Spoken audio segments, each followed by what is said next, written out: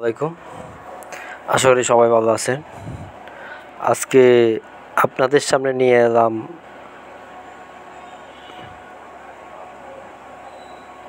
নিয়ে হাজির হয়েছি অ্যাডি স্মার্ট গ্রাফিক্সের পক্ষ থেকে।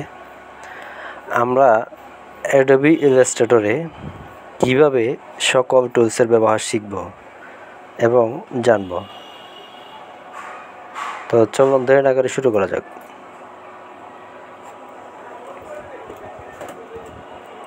আমরা প্রথমে অ্যাডোবি ইলাস্ট্রেটরটা ওপেন দিব।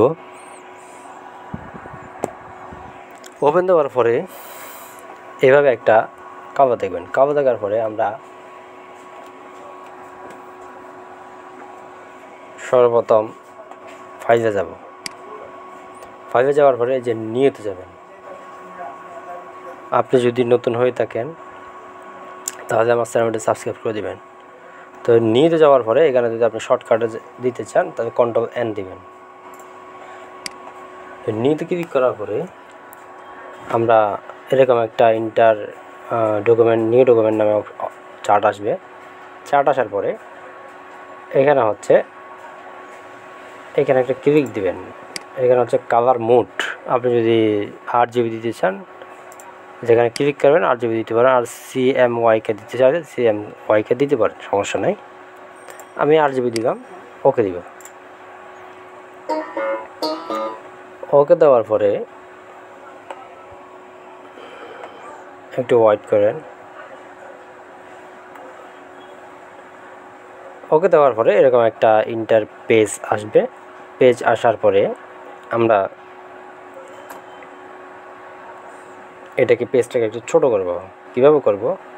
Ctrl-, আবার বড় করতে চাইলে Ctrl+, আপনাদের সুবিধার জন্য। তো আজকে আপনাদেরকে শেখাবো কিভাবে লোগো করতে হয়, কিভাবে লোগো তৈরি করবেন। তো আমরা পেজটা ছোট করব, Ctrl-, আপনি যদি বড় করতে চান Ctrl+।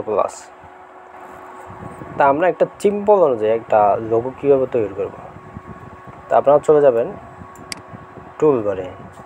টুলবারে গিয়ে এই যে নিচে একটা দেখতে পাচ্ছেন রেক্ট্যাঙ্গেল টুল। আপনি যদি কিবোর্ডের শর্টকাটে যদি জিনিসটা ইউজ করতে চান তাহলে কিবোর্ডের M প্রেস করবেন। আমরা এটার মধ্যে মাউসের রাইট সাইডে ক্লিক করব। ক্লিক করার পরে এই যে ইলিপস টুল, এটা যদি আপনি নিতে চান কিবোর্ডের শর্টকাটে L প্রেস করবেন কিবোর্ডে। এটা নিলাম। নেওয়ার পরে আউটার শিফট চেপে ধরে আমরা এভাবে মাউস ড্র্যাগ করব। মাউস ড্র্যাগ করার পরে এখন এটাকে আমরা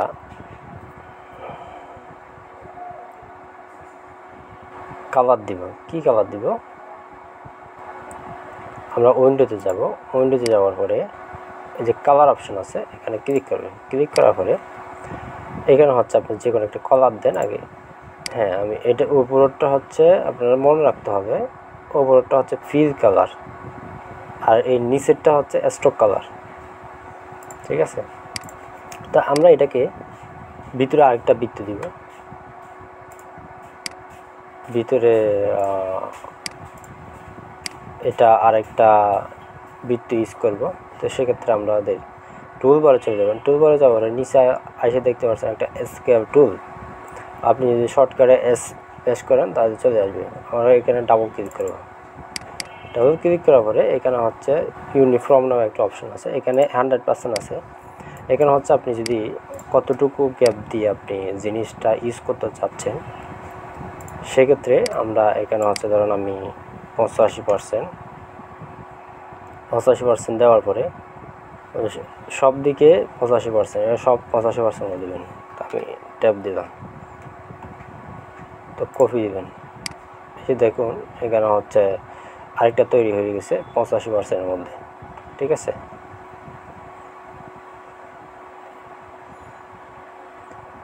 তো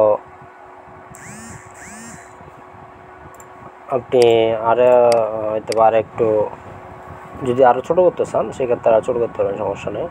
অল্টার শিফট চেপে ধরে এভাবে মাউসটা ছোটো করবেন। ছোটো করার পরে এখানে হচ্ছে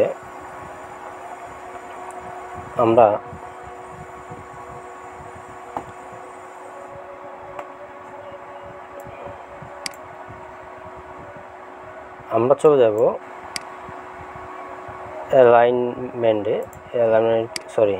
পাথ ফাউন্ডারে যাবেন। পাথ ফাউন্ডারে যাওয়ার পরে আমরা ভিতরটা কিন্তু এই ভিতরের অপশানটা কিন্তু থাকবে না, ঠিক আছে। তা আমরা কিন্তু এক্সক্লুড এর মধ্যে ক্লিক করবেন। ক্লোড আউটার ক্লিক এর মধ্যে ক্লিক যখন করবেন দেখবেন যে ভিতরে যেটা আছে এটা কিন্তু থাকবে না, শুধু আপনার যেই আউটলাইনটা আছে এটা থাকবে, ঠিক আছে। তো আমরা যদি এটাকে একটা শেড আকারে তৈরি করতে চাই সেক্ষেত্রে আমরা অল্টার চেপে ধরবো। অল্টার চেপে ধরে অল্টার শিফট চেপে ধরে একটু টান দিবেন।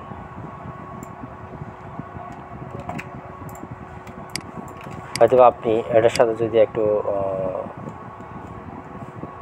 এভাবে করতে চান,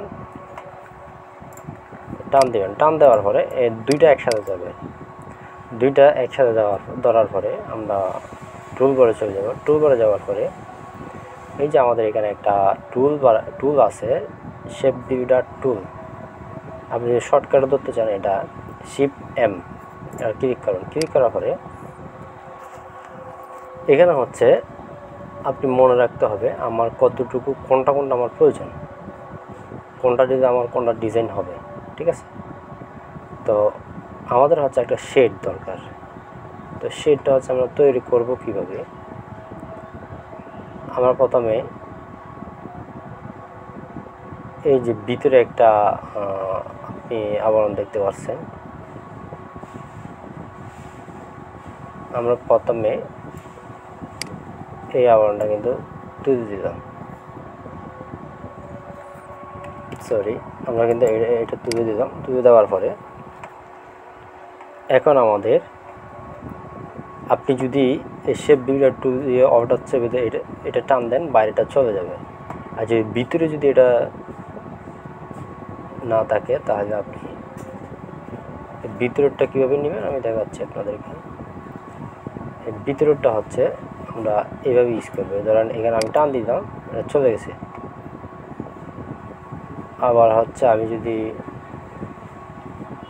এটা টান দিই তাহলে এটা একসাথে হয়ে গেছে, ঠিক আছে।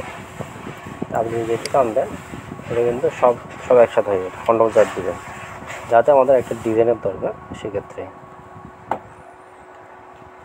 তা আমরা যদি একটা শেড দিতে চাই সেক্ষেত্রে আমাদের আপনি চাইলে এটাও সেট করতে পারবেন, সমস্যা নেই। কিন্তু এটা ডিলিট করলে তখন ডিজাইনটা হবে না, ঠিক আছে। তা আমরা এই পাশে এক কালার দিব, এই পাশে এই কালার, আর এই পাশে আর কালার দিব, আর এখানে কিন্তু অন্য কালার দিয়ে দেবো হালকা, ঠিক আছে। তো ওটা কালার দেওয়ার পরে এখানে হচ্ছে স্টক কালারগুলো আছে, এই স্টক কালারগুলো নাউন করে দেবো। কীভাবে? এই যে কালারে যাবেন, কালার যাওয়ার পরে এখানে একটা স্টক কালার আছে, এখানে এই যে নাউন করে দেবেন, ঠিক আছে। নাউন করে দেওয়ার পরে দেখতেছেন এই জিনিসটা হচ্ছে আপনার, আপনি এভাবেও দিতে পারেন, গ্রেডিয়েন্ট কালার ইউজ করতে পারেন।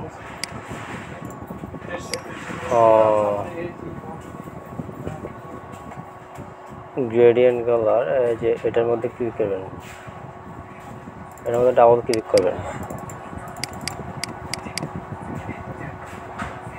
ডাবল ক্লিক করার পরে এই যে গ্রেডিয়েন্ট কালারের অপশানটা চলে আসছে, আমরা এটা ক্লিক করব।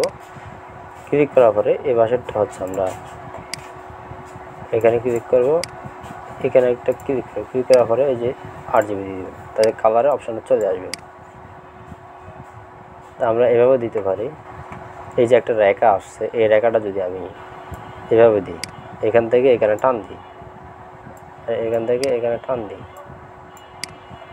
তাহলে দেখবেন যে নিচেরটা একটা কালার হয়ে গেছে, উপরেরটা একটা কালার হয়েছে। সেক্ষেত্রে এই সাদা একটা আছে, এই সাদাটা হচ্ছে সেম, মানে এখানে ক্লিক করবেন, ক্লিক করার পরে এই কালারটা আসবে, কালার আসার পরে এখানে কর্নারে একটা ক্লিক করবেন, ক্লিক করার পরে এই চারটা আসবে, RGB দিয়ে দিবেন। ঠিক আছে, আপনি যদি এই কালারটা চেঞ্জ করতে চান চেঞ্জ করতে পারেন, সমস্যা নেই। তা আমরা এটা ধরবো, এটা ধরার পরে এখানে একটা ক্লিক করব, ক্লিক করার পরে এই গ্রেডিয়েন্ট টুল ইউজ করব, এটা ধরার পরে এইভাবে একটা শেড দেব, অথবা এইভাবে একটা শেড দেবেন, এভাবে দিলে হবে না, একটা জিনিসের একটা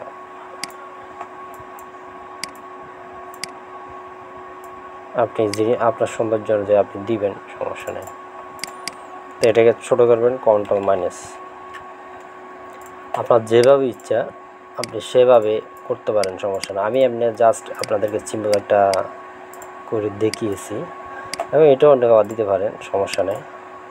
ব্যাস, তা আজকে এ পর্যন্ত। আপনি যদি আমার চ্যানেলে নতুন হয়ে যান তাহলে একটা চ্যানেলটা সাবস্ক্রাইব করে দিবেন।